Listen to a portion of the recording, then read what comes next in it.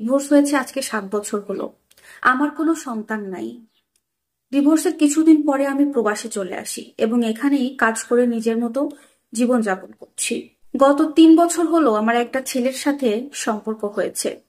ছেলেটা বাংলাদেশে থাকে এবং ছেলেটা ছিল অবিবাহিত। যখন ছেলেটা প্রথম দিকে আমার সাথে সম্পর্কে জড়াতে চেয়েছিল, আমি তাকে অনেকবার বুঝিয়েছি, অনেক ট্রাই করেছি বোঝানোর। অনেকবার বলেছি যে আমি ডিভোর্সি, আমার সন্তান নাই, ঠিক আছে, কিন্তু এরকম মেয়েকে, তুমি অবিবাহিত ছেলে, তোমার পরিবার মানবে না। তখন সে আমাকে বলেছে যে তার মতামতের গুরুত্ব আছে তার বাড়িতে। সে জব করে, তার কথা তার বাড়িতে সবাই শোনে।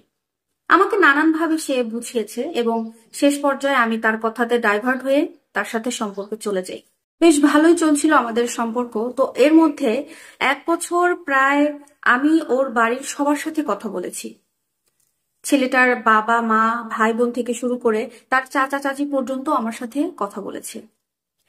এখন আমার যার সাথে সম্পর্ক, সেই ছেলেটাও আমার পরিবারের সবার সাথে কথা বলেছে। দুই পরিবারের সাথে কথাবার্তা হয়েছে প্রায় 1 বছরের মধ্যে। এখন এত ভালো সম্পর্কের মধ্যে আমি কিভাবে বুঝবো যে এই ছেলে বা এই পরিবার আমাকে ঠকাচ্ছে? কিভাবে আমি বুঝবো? এতদিন আমরা সবাই কি জানতাম, বা এটা কিন্তু আমরা এখনো শুনে আসি যে মেয়ে প্রবাসীর টাকা খেয়ে ছেড়ে দিয়েছে। কিন্তু আমার সাথে কি হলো? আমার সাথে হচ্ছে বাংলাদেশে একটা ছেলে আমার সাথে প্রেমের অভিনয় করে প্রবাসী মেয়ের টাকা সবকিছু শেষ করে দিল, পুরো ফ্যামিলি। আমি ভালোবেসেছিলাম, আমি তার সাথে সম্পর্কে যেতে চাইনি, কিন্তু সে আমার সাথে জোরপূর্বক। একটা মেয়ে আমি কতক্ষণ স্ট্রং থাকবো? আমাকে সবসময় সে ভালোবাসার কথা বলে যাচ্ছে। যাই হোক, আমি ভুলবশত আবারও তার প্রেমে পড়ে যাই এবং তার সাথে সম্পর্কে চলে যাই। যদিও তাকে বোঝাতে চেয়েছি, কিন্তু সে বোঝে নাই। সে খুব বড় কথা বলে আমাকে বুঝিয়েছে। এখন এখন যেটা হয়েছে, এখন সেই ছেলেটা আমাকে ফোন করে জানাচ্ছে, কান্নাকাটি করছে যে সে আমাকে বিয়ে করতে পারবে না। আমার এমনও হয়েছে যে তার পরিবারে এত ক্রাইসিস গিয়েছে, আমি টাকা পয়সা দিয়ে কত হেল্প করেছি তাদের। আমি অনেকভাবে তাদেরকে হেল্প করেছি, যে তারা আমার সাথে কথা বলছে, যেহেতু আমাদের বিয়ে হবে সামনে, সবাই সবকিছু জানে। এইখানে এসে আমার সাথে এইভাবে ওর পুরো পরিবার আমার সাথে বেইমানি করলো। সত্যি আমি একদম নিঃস্ব হয়ে গেছি। আমাকে সেদিন রাতে আমার সেই ছেলে ফোন করে আমাকে জানাচ্ছে সে আমাকে আর বিয়ে করতে পারবে না, কারণ তার বাবা মা নাকি তাকে জোর করে বিয়ে দিচ্ছে।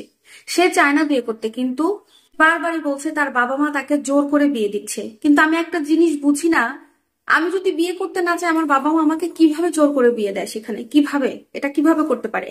কিন্তু সে আমাকে এটাই বুঝাচ্ছে বারবার যে সে আমাকে বিয়ে করতে পারবে না, তার বাবা মা জোর করে তাকে অন্য জায়গায় বিয়ে দিয়ে দিচ্ছে, এমনকি তাদের বিয়ের ডেট পর্যন্ত ফিক্সড হয়ে গেছে। তাহলে আমাকে এভাবে ঠকানোর অর্থ কি? আমাকে ঠকানোর অর্থ কি? আমার দোষটা কি ছিল? আমি তো প্রথমেই বলেছিলাম তোমার পরিবার আমার সাথে আমাকে মানবে না। কিন্তু এখানে যেটা হয়েছে, তার ফুল ফ্যামিলি ছেলেটা সহ আমার সাথে বেইমানি করে, আমি প্রবাসী, আমার টাকা পয়সা সমস্ত কিছু ওরা মেরে খেয়েছে, আমাকে একদম নিঃস্ব করে ছেড়েছে। আমি জানি না আমি এর বিচার কোথায় দিব, কোথায় পাবো এর বিচার। আমার মতো ভুল যেন কোনো মেয়ে না করে। প্রিয় দর্শক, এই স্টোরিটি একটি আপুর সত্যিকারের জীবন কাহিনী, বাট আমি ওনার নামটা জানি না। আমি এই স্টোরিটা ফেসবুকেই দেখেছি যে একটি আপু তার জীবনের কাহিনীটা বলছে। আমি আসলে নামটা ভুলে গিয়েছি, না হলে আপনাদেরকে নামটা বলতাম। তো যাই হোক, এমন আসলে ঠকানো উচিত না। জীবনে এইভাবে ঠকালে যে ঠকাবে তাকেও কিন্তু একদিন ঠকতে হবে, তাই না? সো যাই হোক, ভিডিওটি ভালো লাগলে লাইক কমেন্ট শেয়ার করবেন এবং অবশ্যই একটু সচেতন থাকবেন সবাই।